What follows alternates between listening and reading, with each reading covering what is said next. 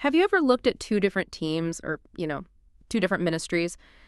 Maybe two people who start with the exact same passionate calling, the same high sincerity, but one of them thrives, it multiplies, and it just endures across decades, and the other one, well, it burns out, stalls, or just quietly disappears. That contrast is deeply unsettling, especially when the passion on both sides seemed equal. It makes you wonder what the hidden difference really is. It's a great tension, isn't it? You see it in any endeavor that requires that kind of long-term commitment. And the sources we've gathered here make it so clear. The difference is almost never about zeal alone. I mean, passion is an incredible spark, but it is not structure. A spark, not a structure. I like that. Right. What's it often missing is the hidden architecture that supports something lasting, something that can withstand shifting soil and the inevitable storms. We're really talking about the difference between a house built for a summer and a building designed for centuries. And that comes down to three foundational realities: formation, integration, and strategic capacity.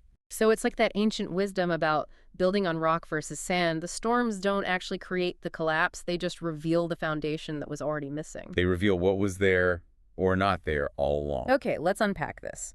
Our mission today in this deep dive is to cut through the noise of visible activity, the metrics of how busy we are, and instead look at this hidden foundation using a specific framework, the Missions Quotient, or MQ. That's right. The MQ framework gives us a diagnostic lens, a way to assess whether an effort is built for, say, short-term visibility or for lasting generative fruit. And we have to internalize this key distinction. Zeal is a spark, but it is not a structure. Passion can launch 1,000 movements, but it's that formed, integrated capacity that sustains them. If we rely on sheer intensity to compensate for foundational immaturity, the history of both business and ministry tells us the outcomes are predictable. Burnout, conflict, or systemic ethical failure when things get hard. Exactly, when the inevitable hardship comes. That sets the stage perfectly. So let's start by guiding the listener beneath all that surface activity to understand these three foundational pillars, this hidden architecture that's required for endurance. The first pillar is formation. And this is all about the inner life and relational maturity. This isn't just, reading a book or attending a seminar. This is God's slow, patient, often uncomfortable work of shaping us, shaping our relational maturity, our vocational wisdom, and just the inner character of the servant. And the sources all emphasize that this process, it cannot be rushed without a severe cost. And I think for so many of us, especially living in a culture driven by instant metrics and speed, that idea of slow, patient work is maybe the hardest thing to accept. We want the result now. Absolutely. But just look at the biblical examples. Moses spent 40 years in obscurity, shepherding sheep, just refining his character before he was entrusted with leading a nation. David spent years learning humble shepherding and enduring Saul's rage before he ever saw a crown. Even Jesus spent 30 years in preparation for 3 years of public ministry. Scripture consistently places depth before durability and stillness before action. And what happens practically when this formation gets neglected or skipped over? Well, when the inner life, the spiritual reserves, are neglected, leaders just lack the capacity to endure cultural friction or prolonged ambiguity or disappointment without completely unraveling. The sources point out a really common pattern here. Leaders who fail to attend to their inner life often compensate. Compensate how? With control, with overwork or isolation. They try to externally manage the mission because they can't internally manage themselves, and those patterns, they just quietly undermine the entire effort over time. That is a powerful insight. External control, masking internal chaos. Okay, let's move to pillar 2, integration. This seems to go beyond the individual and focuses on how the whole system works together. Integration is all about ensuring that sustainable success requires wholeness, not just specialization. Think of it less like a checklist of isolated strengths and more like the perfect synchronization of a really complex machine. Integration makes sure that calling, character, competence, and context all reinforce each other instead of competing.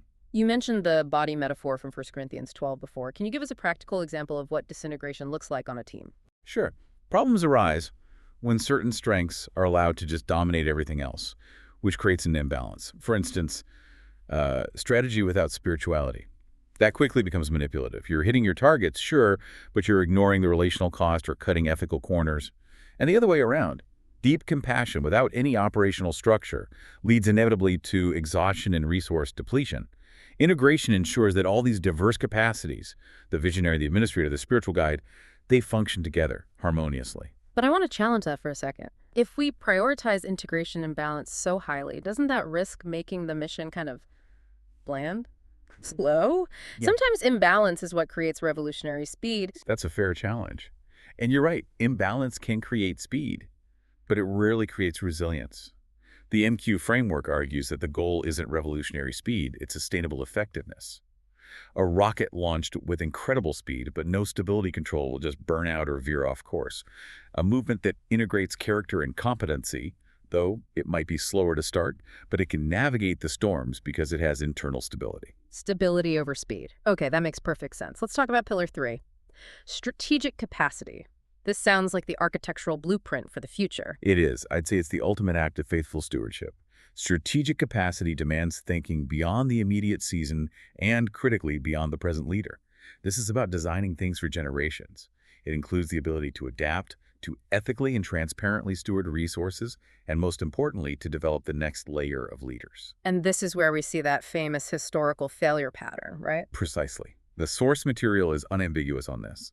Movements that depend on a single charismatic figure might grow with dizzying speed, but they rarely last. Why is that? Because the success is personality-driven, not system-driven. When that leader leaves, the knowledge, the relationships, the strategy, it's often uncodified. It's not reproducible. Faithful stewardship includes that thoughtful, often messy, design for sustainability, not just chasing the immediate personality-driven metrics. So formation, integration, and strategic capacity. That's the bedrock. But the problem is, how do you measure these hidden realities?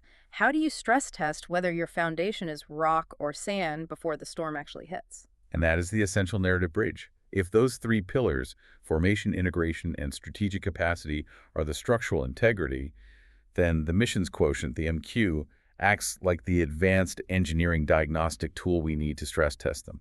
It moves us past that surface-level review. This is where we get to that persistent gap in how we evaluate missions. I've seen it so many times. Traditional metrics measure activity, how many people were reached, how many projects were completed. Those are external outputs. They don't measure the internal architecture. That's exactly the weakness the MQ framework is designed to solve.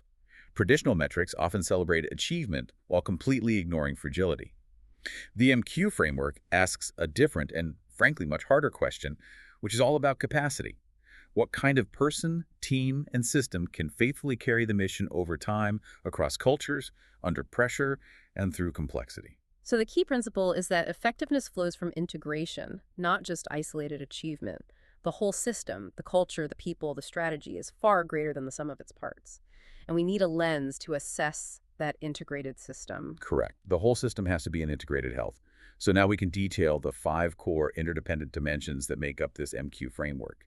These 5 points together create that architecture for sustained impact, and the sources stress that if you neglect just one, the entire system suffers. Okay, let's dive into those 5 dimensions, starting with the first one, the anchor, spiritual depth. Spiritual depth is that interior life that sustains obedience and resilience.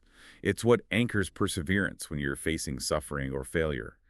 It flows from that constant invitation to abide, as we see in John 15. Think of it like this. The mission field is a harsh environment. If your depth relies only on, say, weekly affirmations or emotional highs, it's going to be brittle. True depth means your dependence is on God's sustaining grace, not on your ministry's immediate success or any external validation. And that leads right into the second dimension, cultural intelligence. This is where the rubber meets the road, right? Yeah. Taking that deep internal life and applying it externally with wisdom. Exactly. Cultural intelligence is the capacity to perceive, interpret, and adapt across cultures without sacrificing your theological coherence. It's the ability to read the context accurately. We often cite Paul becoming all things to all people. That wasn't manipulation, it was profound cultural respect.